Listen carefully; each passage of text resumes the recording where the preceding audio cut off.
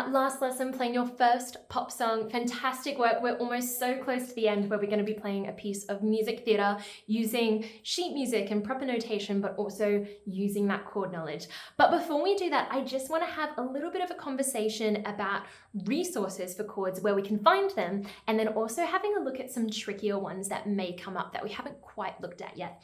So first thing we're going to talk about is where can you find chords. I've mentioned the website ultimateguitar.com. It is a free resource and it's fantastic for any singing teacher or singer. It has so many resources, so make sure to check it out. You can search a song within the website, and then I'd recommend going with the one that has the most ratings and stars next to it. That tends to be the one that works best.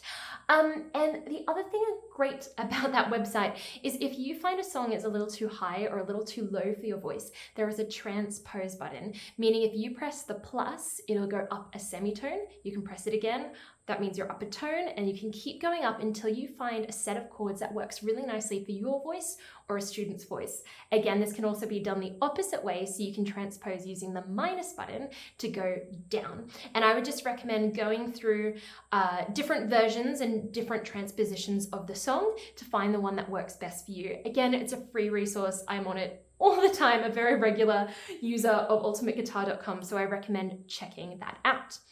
Now, before we move on into our next lesson where we're playing using a little bit of sheet music and our chords, I want to talk about some chords that we haven't looked at, and that's the ones starting on the black keys. Because in lesson 4 and 5, we did lots that all started on the white keys. But now I have this fear that you might go into Ultimate Guitar and see a chord that's F sharp minor or B flat major, and it can just be a little bit intimidating, but really we just need to remind ourselves we know the formula and it's exactly the same thing. So I'm going to build a couple of them now, and I'm just going to throw them out at random. Let's do F sharp minor. So we're in a minor, so that means we've got F sharp to start with.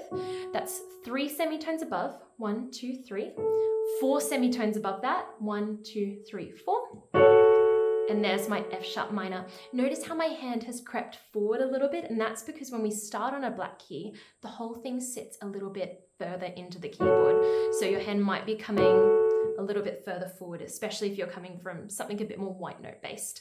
Let's try one on the other hand. Let's go for something different. Let's go for an E flat major. Let's go for a major. So E flat, let's pick any one. We can play chords anywhere. So E flat, we're going for major. So we're going back to those 4 semitones. 1, 2, 3, 4. 3 semitones above that. 1, 2, 3. Great, sounds like an E flat major chord. Fantastic. Now the other thing I just want to remind you of is our black notes are enharmonic, which means they have 2 names. So for example, that E flat major that I've just played could also be called a D sharp major. So I just want you to have this awareness when we're working with the black notes, there's 2 names for all of them depending on what key that your chord sheet is written in. So just be sure to not get intimidated if something's an F sharp major. For example, that could also be written as a G flat major. So it's maybe good to get familiar with all your sharp ones. And then if you see you have a flat chord in there, maybe you can cross it out and write that sharp version that you're used to, because it is exactly the same thing. It's just written in different ways.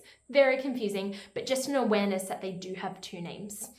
Okay, I am now going to play every available major chord starting on the black notes, and I will list the names of them, or the 2 names that they have, in the video as well.